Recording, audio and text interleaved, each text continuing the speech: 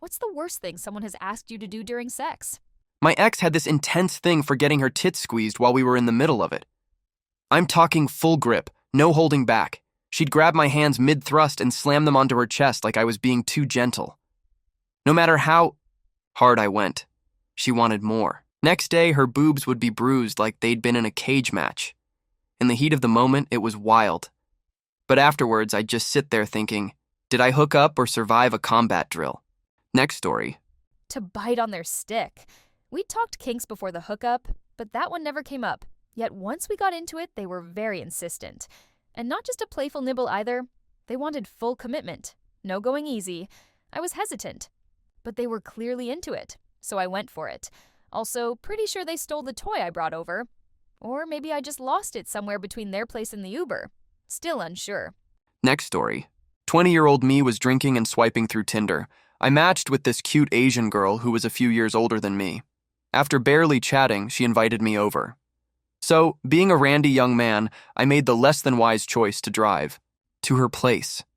She let me in, and I won't lie. I felt a bit catfished, but I figured, screw it, I'm here now. We made small talk, though the language barrier made it a little tricky, and before long we were making out and things escalated fast. At one point, she told me we had to be quiet because her landlords were sleeping upstairs.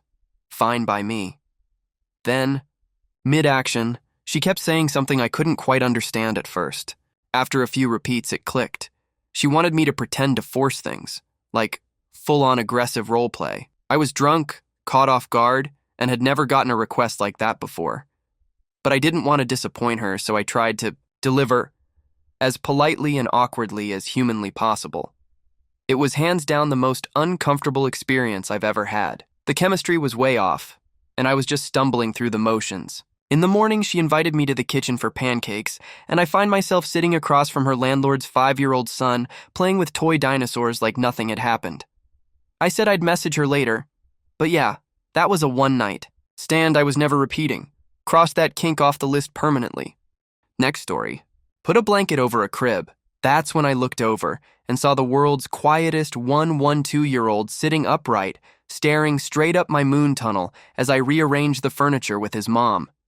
She wanted me to cover him up like a parakeet. Another girl, a cute Spanish alt girl, wanted me to keep doing things with her while she was on the phone.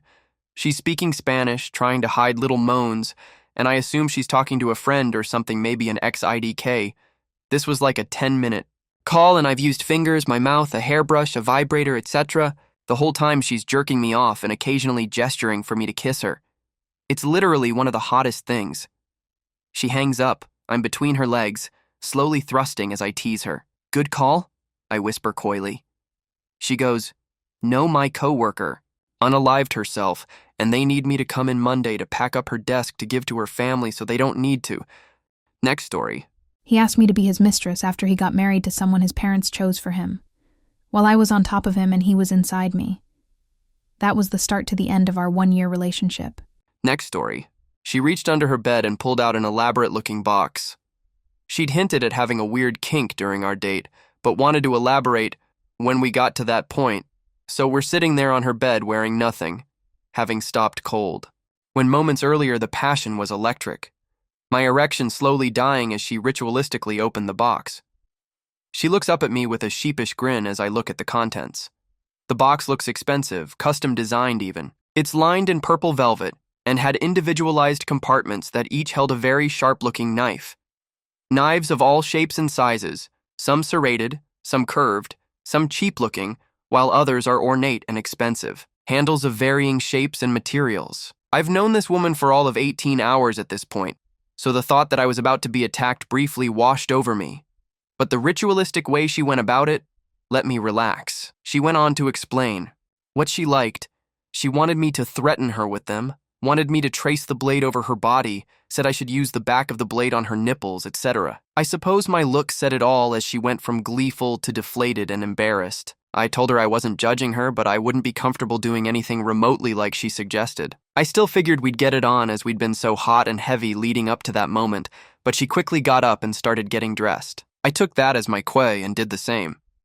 As she was walking me out apologizing, she explained that vanilla just does nothing for her, and if I wasn't going to be able to get her off, She wasn't going to be getting me off. Next story. She bit my finger and drew blood. Then she bit my ear and drew blood again. Then my lip. Pain made me lose my erection. She started calling me soft. I guided her out the door and blocked her everywhere. Next story. I had a FWB situation, the only one I've ever had.